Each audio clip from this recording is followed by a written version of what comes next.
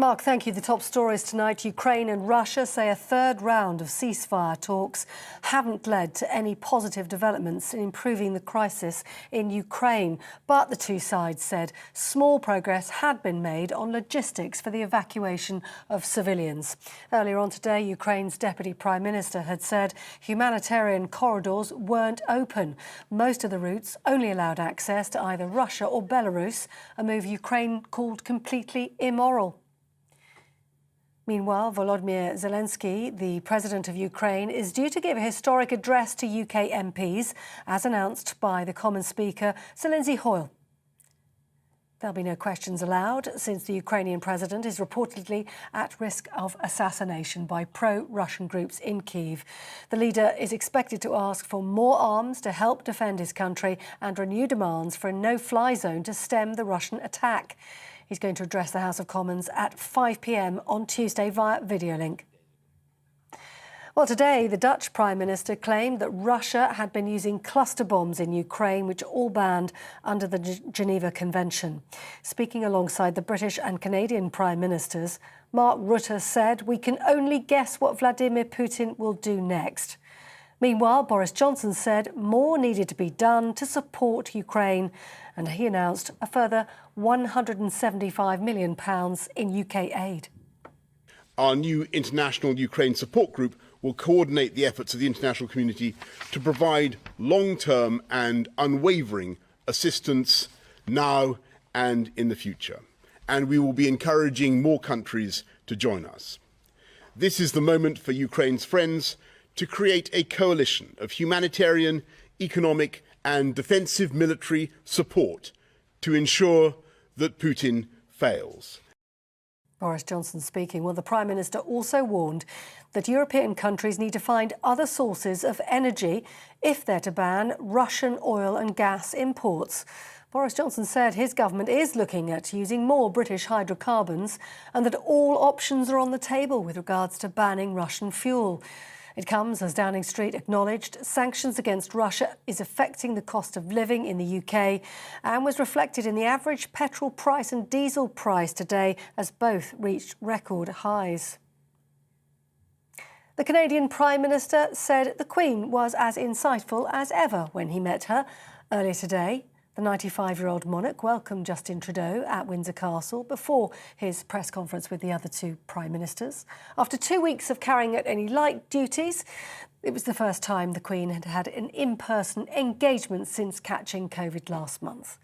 Mr Trudeau was seen laughing in the photograph during the meeting, whilst Her Majesty appeared to be in good spirits. That's all from me for now. I'm back in about an hour on TV, online and on your radio via DAB+. You're with GB News. Now more from Mark Steyn.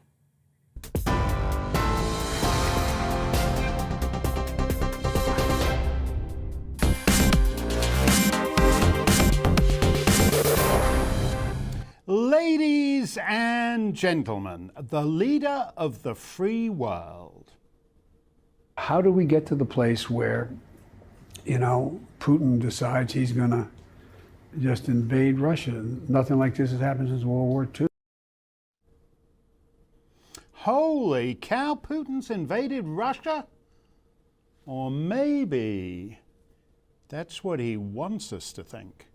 The dead husk of a moth-eaten sock puppet who purports to preside over the dying superpower spent the weekend at his basement in Delaware watching reruns of Columbo, but his surrogates were out and about. The Secretary of State, Antony Blinken, is in Eastern Europe, leaking to the press that Poland is giving all its old Soviet planes to Ukraine in exchange for new US planes generously gifted by Washington. So it's win-win for America's military-industrial complex. They get massive orders for entire brand new national air forces, while it's the crappy old Russian MiGs from the Chernenko era that have to do all the fighting. But the media he tipped off seem to like it. Blinken and Biden make a great team. Wink and Blinken and nod off. Yes, I'm reassured. The Polish Prime Minister denies this version of events.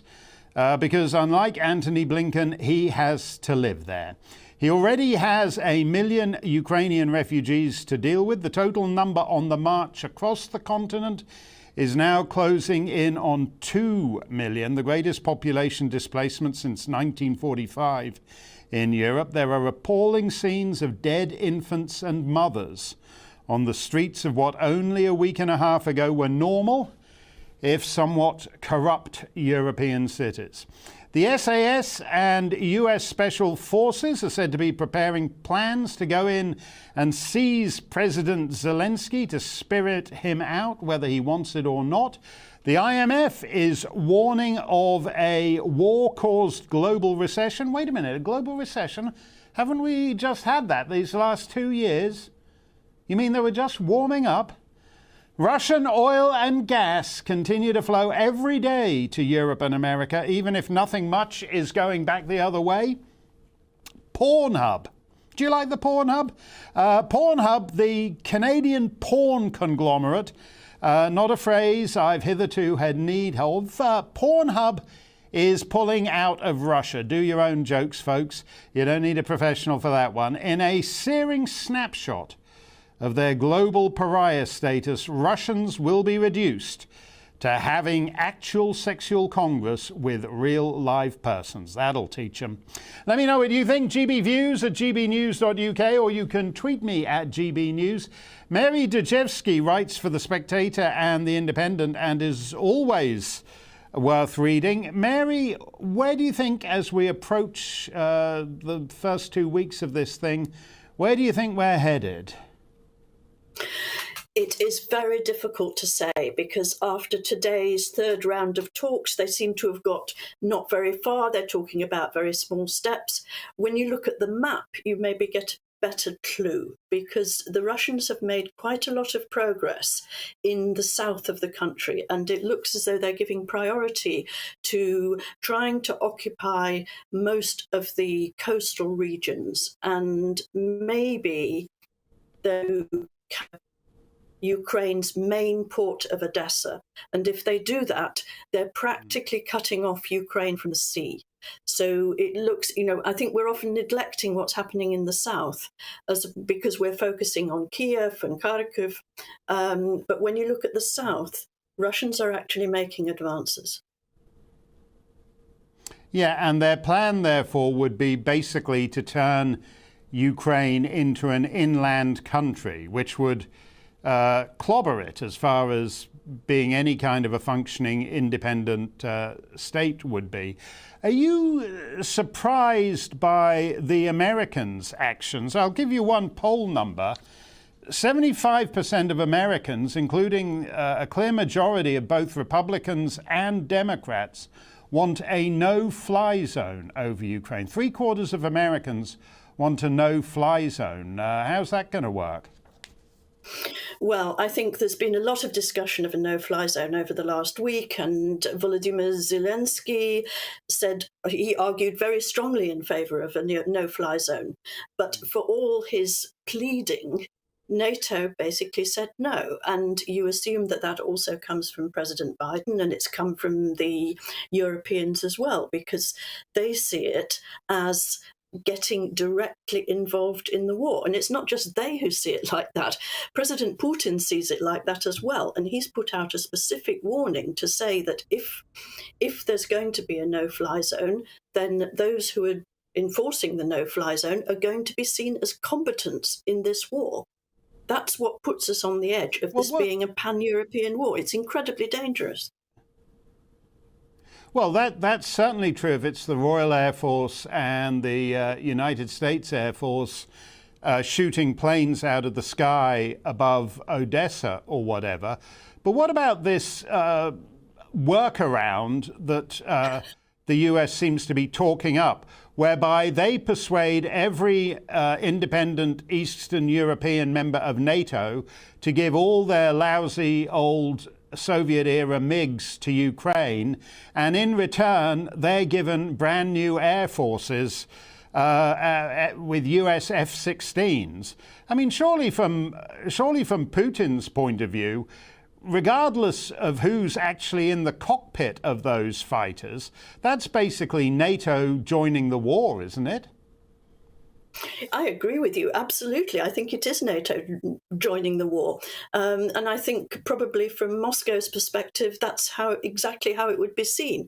I mean, you have to say, this has been an idea that's been around for a couple of weeks.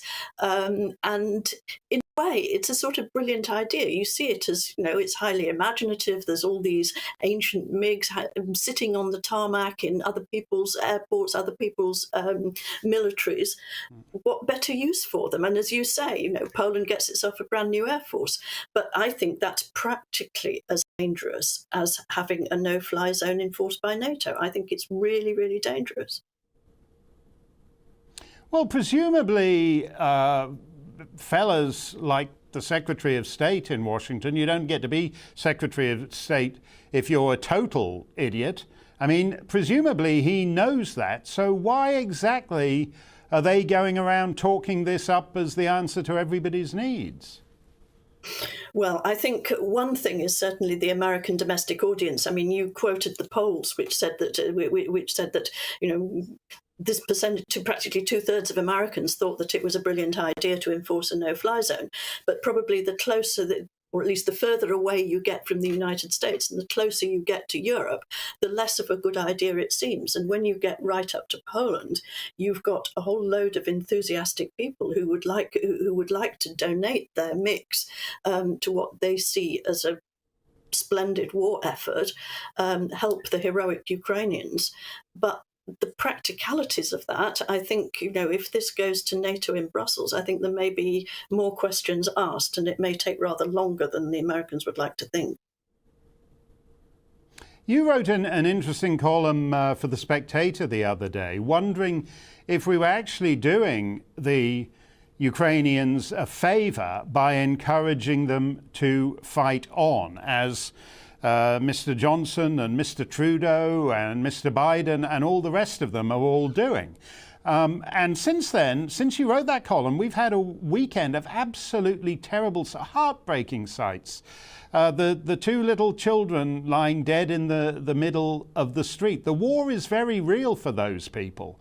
And Putin's playing this with joke corridors of escape that lead only to Russia or Belarus. So you got a choice between lying dead in the street or winding up in Belarus, which is not really much of a choice at all. How do you think that is the problem, that as admirable and heroic, and certainly if this were in a motion picture, Zelensky would be triumphant and he would win and he would prevail?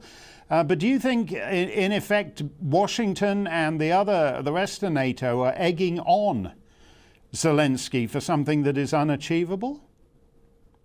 Well, I do worry in a way about the ethics of it. We've watched all these parliaments almost ecstatic, watching Zelensky inviting and welcoming, applauding Ukrainian ambassadors, and with no intention whatsoever of doing any more than Western governments are already doing to support Ukraine, not supporting it militarily.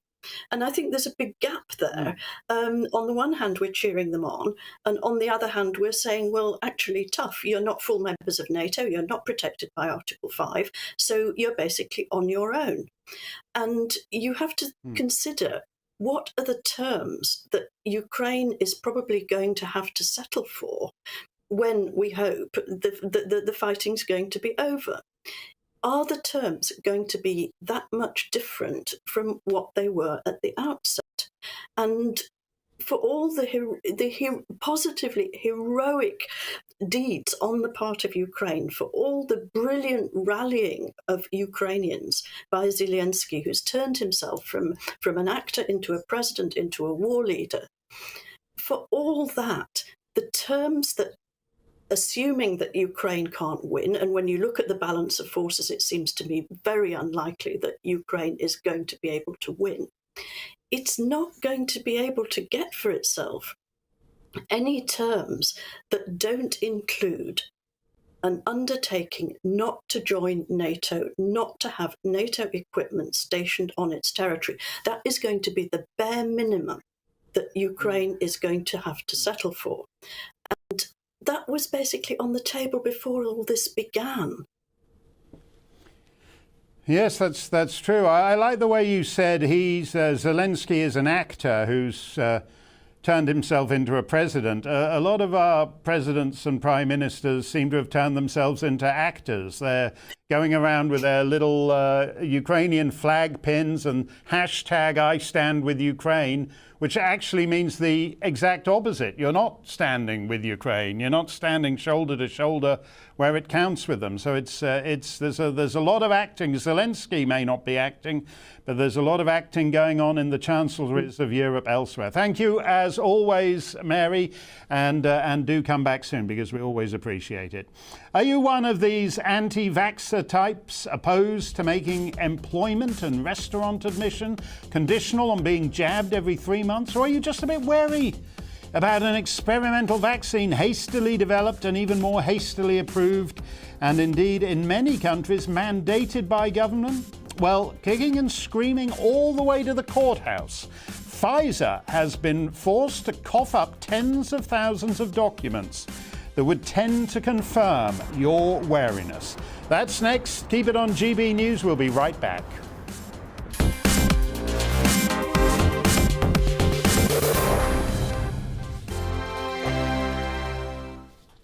GB News is the UK's home of discussion and debate from all perspectives. To stay up to date on the latest stories, make sure that you subscribe to the GB News channel right here on YouTube. You can watch us live 24/7 across the whole world. You can also check out exclusive content and catch up on previous episodes of your favourite shows.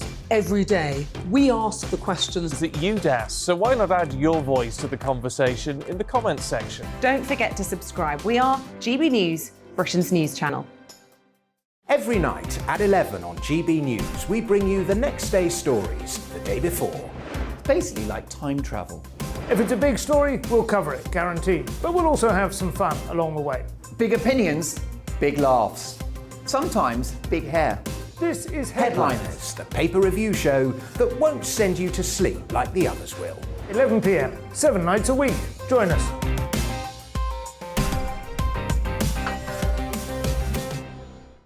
Hello there, I'm Eamon Holmes. And I'm Isabel Webster.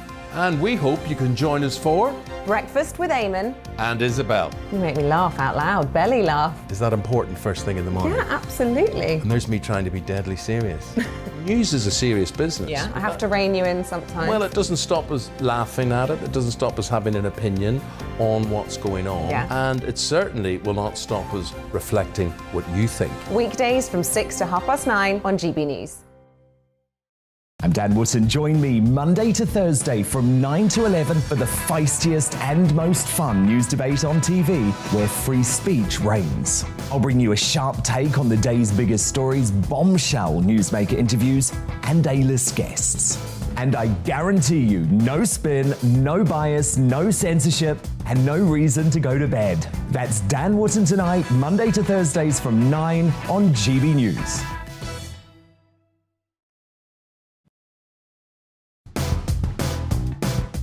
Coming up on Dan Wootton Tonight with me, Mark Dolan. We'll get the latest on all medical matters, including on COVID, with the positive professor himself, Dr. Carol Sikora. Are we finally at the tail end of this pandemic? GB News' very own voice of reason, historian and presenter Neil Oliver joins us with the issues that have caught his eye. We'll bring you all the latest from Ukraine. Plus, in Uncancelled, we'll catch up with Welsh entrepreneur and anti-lockdown campaigner Richard Taylor. And I'll bring you a look at the newspaper first editions. Reacting to the big stories of the day will be my superstar panel, including the iPaper's Benjamin Butterworth, columnist at the Daily Express Carol Malone, and political commentator Esther Kraku. That's Dan Wootton Tonight with me, Mark Dolan, Monday to Thursday, 9 p.m. to 11 p.m. on GB News.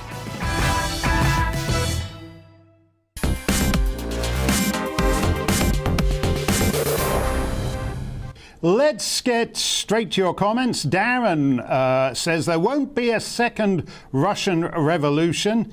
Putin, unless rumours about his health are true, has a straight... I don't know what these rumours about his health really are. He just looks a bit puffy.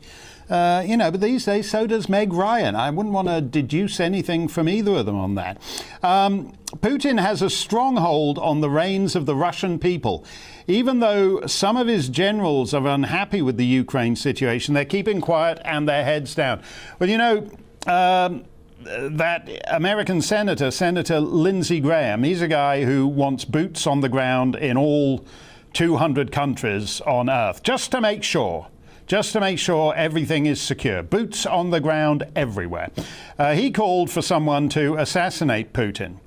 A lot of people in America are calling for regime change because regime change is something America does so well. Just look at Libya. That was terrific, wasn't it?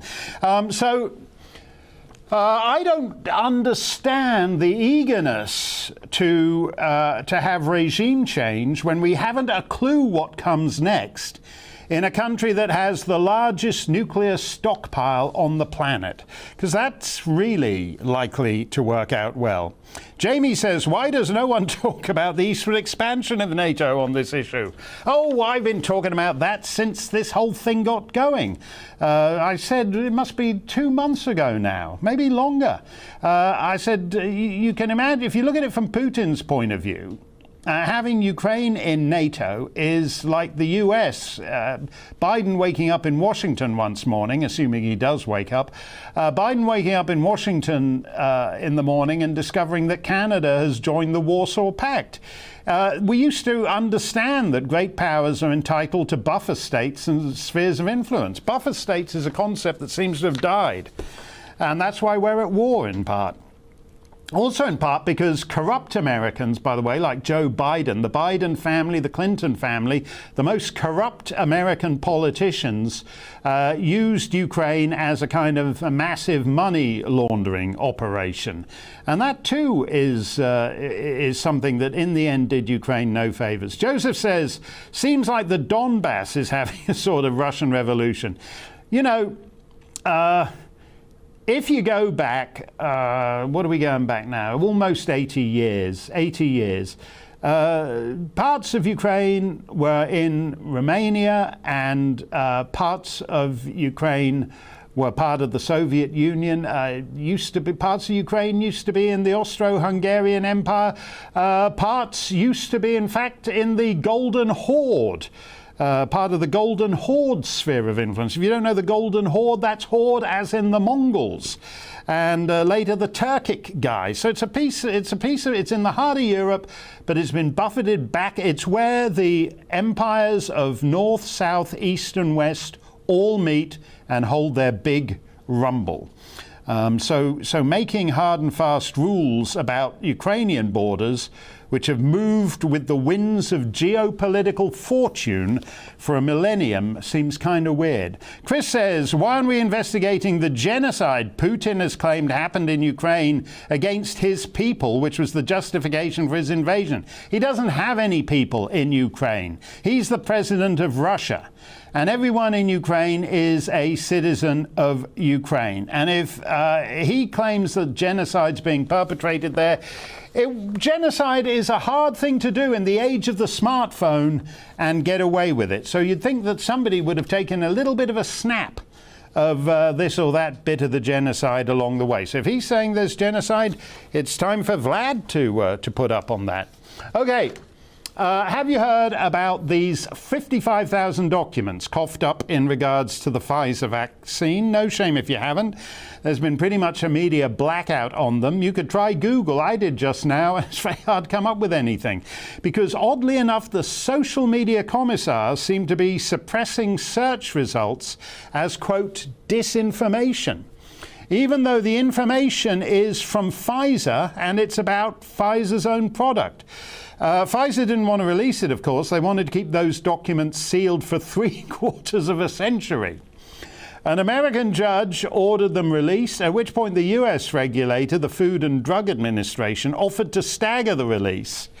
$500 a month 500 documents a month for the next decade or so, by which time we'll all be on our 157th booster shot or dead.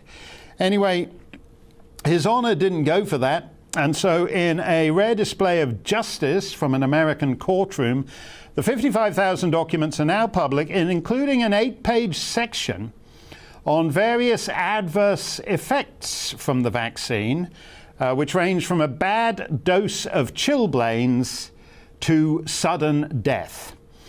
Meanwhile, Pfizer continues to push its vaccine. The next bunch of guys who are going to be pumped full of it are children under 5, which is due to come to America next month.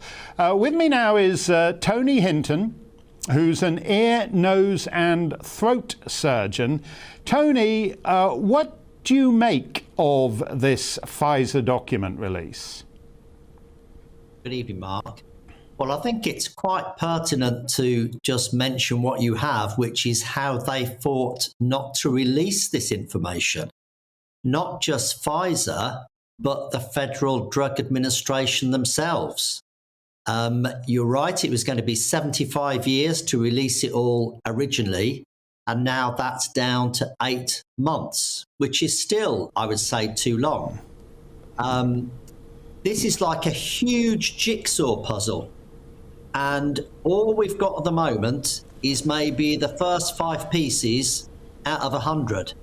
The pieces are all blank, and we won't get the edges of the jigsaw puzzle until the very last release of data in October, because obviously the worst will be kept till last. Now, there are lots of problems with even what they've released so far. A very good place to go and look at this for a summary is the somewhere called Trial Site News, which you can find on the internet and will come up, I think, in Google. And there's a piece done by Sonia Elijah. She's been looking through 10,000 pages over the last 6 days, and her summary at the moment is only part 1. There's going to be a part 2. There's lots of things that are worrying about it. Now, the first thing is just the actual amount of pages being released, because it's about 10,000 pages on the 1st of March, and there's going to be 450,000 pages altogether. But if we look at what's been released, on each patient, there's around about 35 pages, and there's 44,000 patients. So if you multiply just those two figures together, we get to 1.5 million pages, not 450,000. So where are the other million pages? And that doesn't include all the other documents that would be submitted for the approval of a drug. So it seems that there's a lot of sifting of the documents and maybe everything isn't being released. So that's one worry. Then when we start to look further into the details, there's lots of mistakes on the documents. Some of the mistakes... There's lots of mistakes on... Yeah. Yes. So, for instance... there are mistakes in what should and shouldn't have been done, and there's mistakes and changes in the recording of data. So I've got a few examples. All of the candidates for this trial, all 44,000, were supposed to be fit, healthy adults. But very quickly, one candidate has been found that had hypertension, high cholesterol, and had had a previous heart attack. So they should never be included as a healthy candidate in the first place. And it's not clear from the documents released yet whether that person was in the control group or that person was in the vaccine group. There's a candidate that had a heart attack during the progress of the trial, and each of those things should have a serious adverse event number registered immediately that is known. But that wasn't done. A number was only registered sometime later, perhaps even after the people in the trial had been unblinded, so they knew if that patient was in the placebo group or the vaccine group.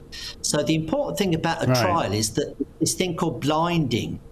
So the patient shouldn't know if they've had the vaccine or the placebo. And also all of the researchers should not know which the patient has had until right at the end of the trial. Once you've finally collected all the data, only then should it be unblinded. And there seems to have been some of this unblinding that's gone on during the collection of the data. Which allows let me for ask you bias. about that, Tony.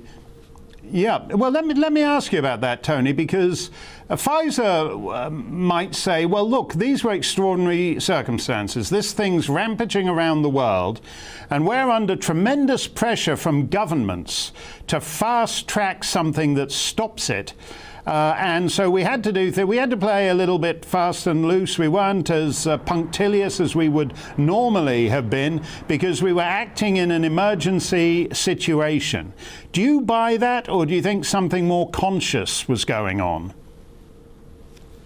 Well, obviously, a drug company that's making vaccines wants to sell vaccines, and there's nothing wrong with that. That's a perfectly reasonable thing to want to do. Both for Pfizer and Moderna and AstraZeneca, although AstraZeneca did theirs at a cost price. But one of the things that's important to look back at is there was almost a suppression of any other treatments apart from the vaccines. And for a long time before the vaccines were produced, there were other drugs, older drugs that have been around for years and are known to be safe that could have been used to treat these patients. And that seemed to be suppressed. That there was a very big collection of data from various trials on a drug called ivermectin, which is a very old-fashioned drug. It's used a lot in the third world for protection against parasites, for instance. You take it as a prophylactic, a bit like the sort of treatment that you would take if you were going on holiday to somewhere where there's malaria, and you take a tablet while you're there to prevent you from getting it. And the data from that was looking very promising, and I was actually getting some communication from somebody called Andrew Hill from the University of Liverpool, who was undertaking this work for the World Health Organization.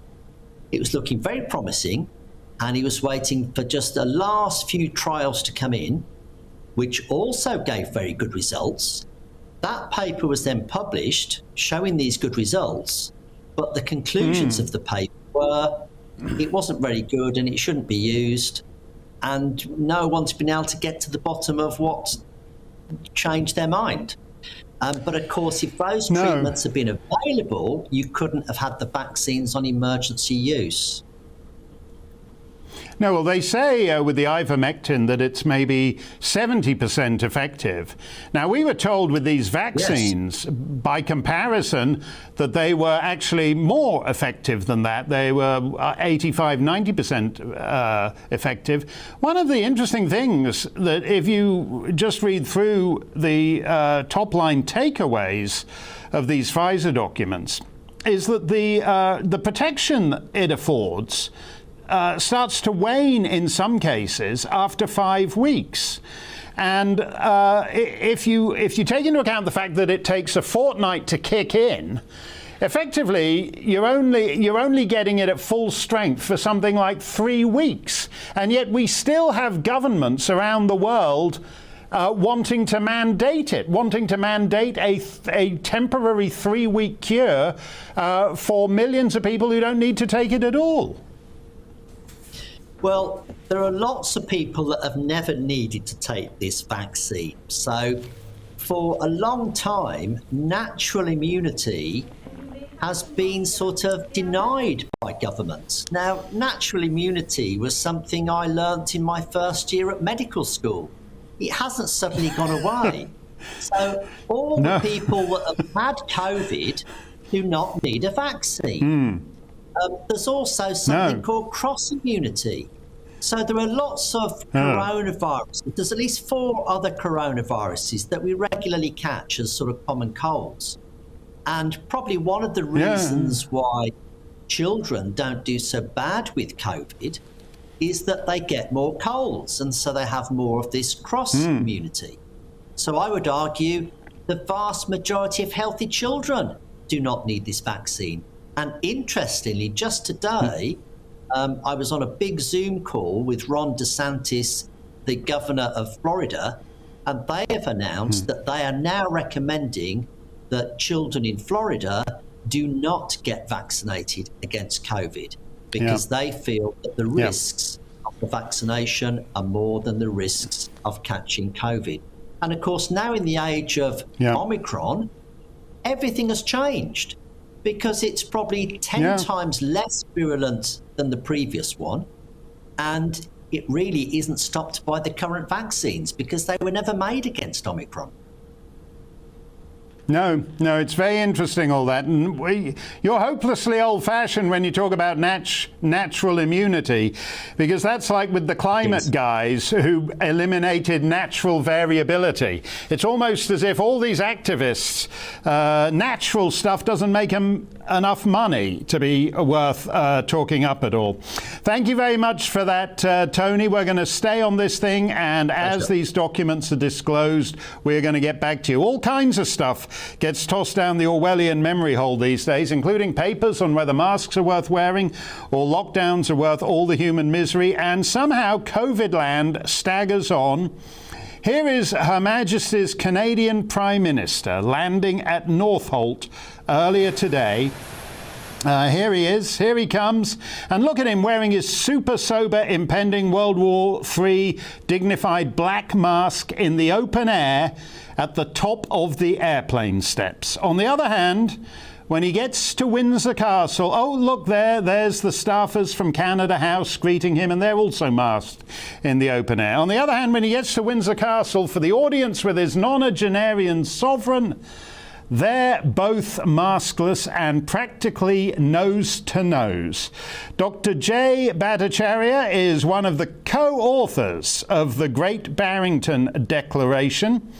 And he's more than familiar with contradictory scenes like that. I mean, there's absolutely no science behind anything that Justin Trudeau is doing. Masked when he's standing way up in the air at the top of the steps outside, and then nose to nose with the Queen. There's absolutely no science behind any of that at all, is there? There isn't. A lot of the policies we've adopted were adopted essentially to give people a sense of feeling like they had some control over this disease early on. I mean, even though the evidence before 2020 about masking, good randomized studies show that it wasn't very effective against stopping influenza, a virus with similar properties in terms of the spread. We wholesale adopted these masks as if it was going to be the panacea. It'd give you a sense of security. You can have control over the risk you face. But it was a false sense of security. And places that have adopted mask mandates have not done better than other places. The randomized evidence on masking COVID shows at best 10% efficacy. I do not know why we adopted these strategies and still persisted in the error so long afterwards. Actually, Mark, for two.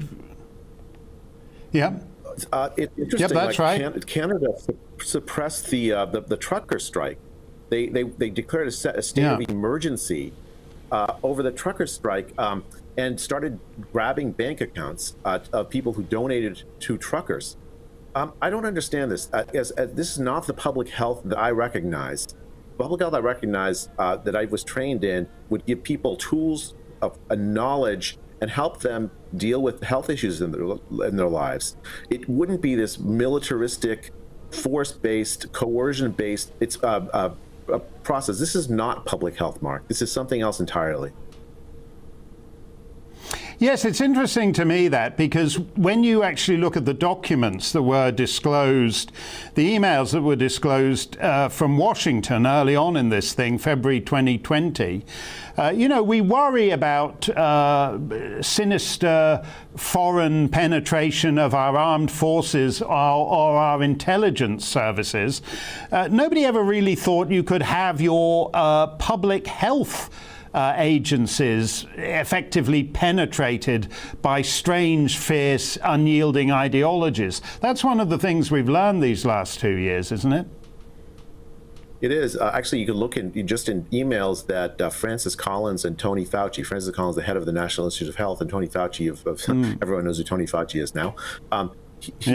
They had a conversation about whether the Chinese, whether it was likely that the Chinese lab in Wuhan was responsible for the development of the virus through gain of function, at least inadvertently. And they suppressed this idea in part because they didn't want to shame Chinese science. They acted in ways to create a situation where people who thought it might be that this might actually be a lab leak, not a natural origin that came out of a bat or something, were seen as conspiracy theorists. For a full year, people that thought that were treated as conspiracy theorists, good scientists who thought that. And it's striking that the motivation was to protect Chinese science from reputational harm. Yes, which is absolutely extraordinary. Now, we're now 2 years into this thing, and I think it's just today, but in your state, you're speaking to us from California, and in your state, they're now actually in the legislature proposing to make it easier for contrarians on COVID to be silenced in the media, or if you happen to be a practicing physician or a nurse, to lose your job over it. So we're now 2 years into this thing.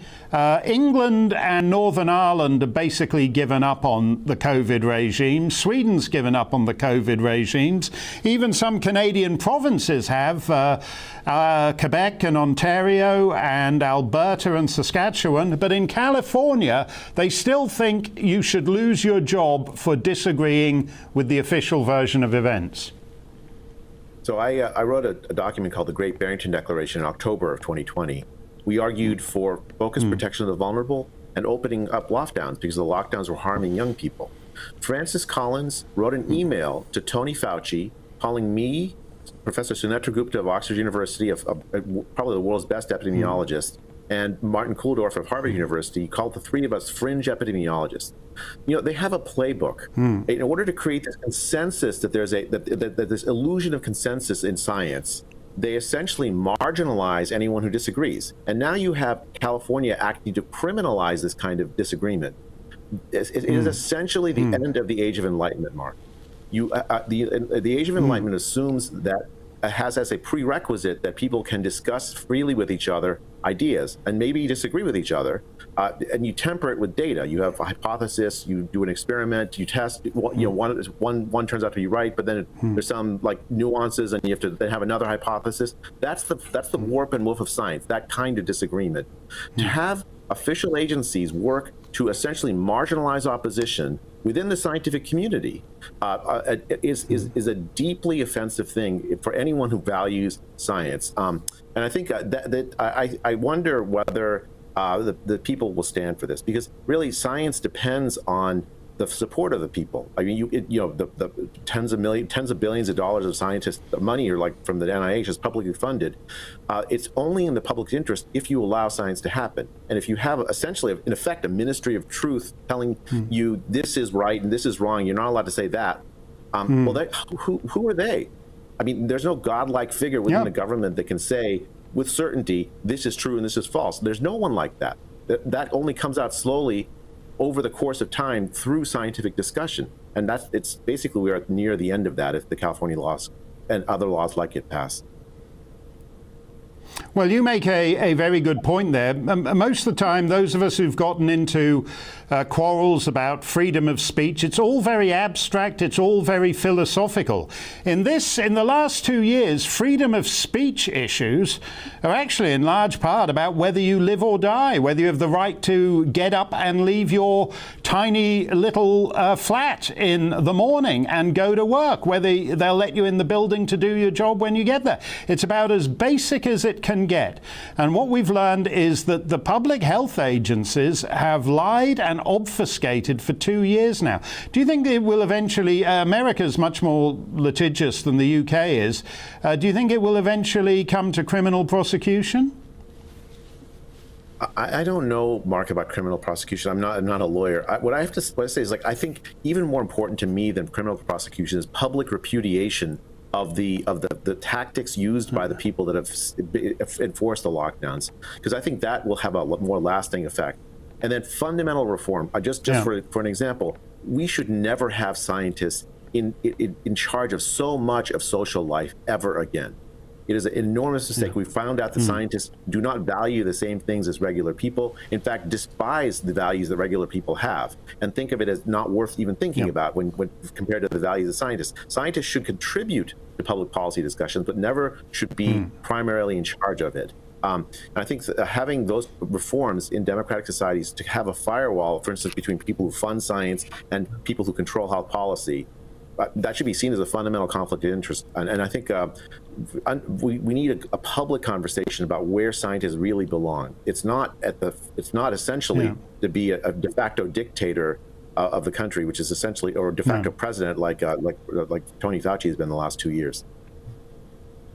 Yeah, but you're absolutely right there. And a guy isn't any less of a dictator when he's telling you you can't have granny over for Christmas. He isn't any less of a dictator just because he's wearing a white lab coat or a white doctor's coat. You're absolutely right on that. Thank you very much, Jay. You always explain these things by getting right to the fundamental issues at stake. Coming up, you can ask me anything. Stump the Steyn, GB Views at gbnews.uk. And why is the Home Office screwing over soldiers of the Queen? Don't go anywhere. We're coming right back.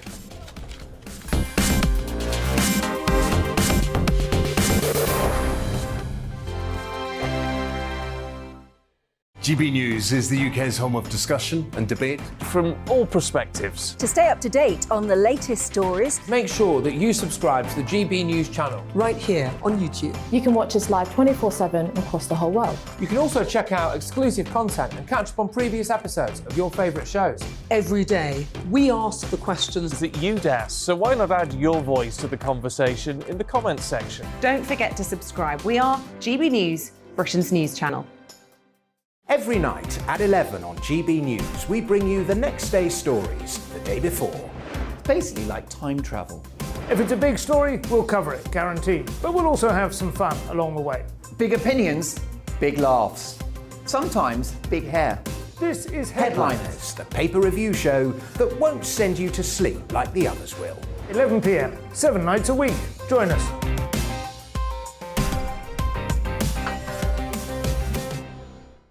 Hello there, I'm Eamon Holmes. And I'm Isabel Webster. And we hope you can join us for Breakfast with Eamon and Isabel. You make me laugh out loud, belly laugh. Is that important first thing in the morning? Yeah, absolutely. And there's me trying to be deadly serious.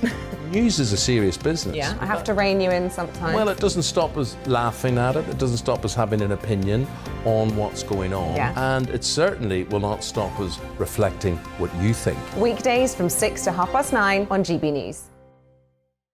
I'm Dan Wootton. Join me Monday to Thursday from 9 to 11 for the feistiest and most fun news debate on TV, where free speech reigns. I'll bring you a sharp take on the day's biggest stories, bombshell newsmaker interviews, and A-list guests. And I guarantee you, no spin, no bias, no censorship, and no reason to go to bed. That's Dan Wootton Tonight, Monday to Thursdays from 9 on GB News.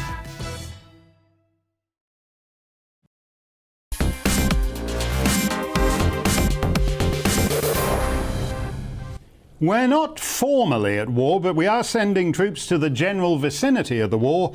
And given the jokers in charge, we could be in a real shooting match a few weeks hence. So this is a time to be grateful to all those who volunteer to serve in the armed forces. Among them are not only the famous Gurkhas from Nepal, but others from all over the Commonwealth. After 5 years' service in the British Army, Gurkhas and Commonwealth citizens can apply for UK citizenship, as they should be able to. They have served Queen and country, their Queen, if not yet their country, but there is a catch and a hefty processing fee, which is quite disgraceful, from a government happy to blow through bazillions of pounds it doesn't have on everything else, but singling out our troops for special punishment. Andrew Yong is the founder of Global Britons, which campaigns for the rights of British nationals in the wider sense. Andrew, it's great to see you. Just explain to us what Priti Patel's new policy with respect to Commonwealth soldiers serving in the British Army is. Well, thanks for having me on, Mark. Basically, the situation has arisen over the past 15 years or so, whereby the servicemen who we have serving from the Commonwealth and also Gurkha soldiers have gone from a situation where they would be able to apply for residency and then citizenship, and the applications have gone pretty much from £155 in 2004, and they've gone up to £2,389 per person. So what Priti Patel has announced recently, after a lengthy campaign by the Royal British Legion, as well as Conservative MPs such as Johnny Mercer, is that they've decided to exempt the actual serviceman who applies for residency What they haven't done, despite all the pleas from service charities and MPs, is that they haven't exempted the servicemen's families. So this is a huge problem, because from paying £155 for their entire family to get residency rights in the UK after 5 years service, now what's happened is that they have to pay £2,389 per family member, and now that's minus the fee for the individual service member. But if you have a family of 4 or 5, the total amount you're paying for your family easily goes up to about £10,000 to £12,000, and they've refused to waive that's that absolutely fee. No, that's absolutely disgraceful. You've served in the British Army. So you've done your duty for Queen and Commonwealth, and yet if you want to take advantage of this programme and you have a spouse and 3 kids, it's 10 grand basically, as you've just explained to us. You had included some terrible stories of how this affects people. A Fijian a Fijian chap that you were talking about, who didn't know he had to apply before he left the services, and is now basically in some terrible limbo, having basically been a career soldier in the British Army, and he's now in effect a sort of rootless, stateless person without any legal standing in the UK. Yeah, that's right. And what we said in the story was that he basically got turfed out of the army after 11 years service, found himself in the status of an illegal immigrant, and because he couldn't afford the fees for his family of 5, he ended up not being eligible for NHS treatment. And when he was hospitalized for a brain problem that he had to come up with a bill. He had to pay a bill of £27,000 that he simply couldn't afford, and had to go on to Just Giving to fundraise. I mean, it's quite a scandalous situation that many Commonwealth servicemen have found themselves in. No, I absolutely agree with you. And when you look at the way people are treated when they just take the little boats over from Calais and wash up on the shores of Dover and Folkestone, a soldier of the Queen is a soldier of the Queen, whether he is born in Scotland and Wales or Belize or the Solomon Islands. And this is an absolutely disgraceful thing that Priti Patel, it's nickel and diming. I don't know what the equivalent would be in British slang, sixpence and tuppence halfpennying men and women who have given loyal service to the Crown, and it's disgraceful. And we're going to stay on the top of this story because it should stop and it should be changed. Thank you very much, Andrew, for joining us, and you should check out Andrew's website, Global Britons, because you'll find more about it on there. Let's get to a Couple of questions before we close things out in Stump the Steyn. If he wins another term as French president, Macron's promise to deliver 40 new nuclear power generators to the French people. The UK already buys French energy. Yes, energy-wise, we're basically a colony of La République Française and actually many other unsavoury parts of the world. Did I say unsavoury about our French friends? I don't know. When will Boris Johnson do the same for the UK?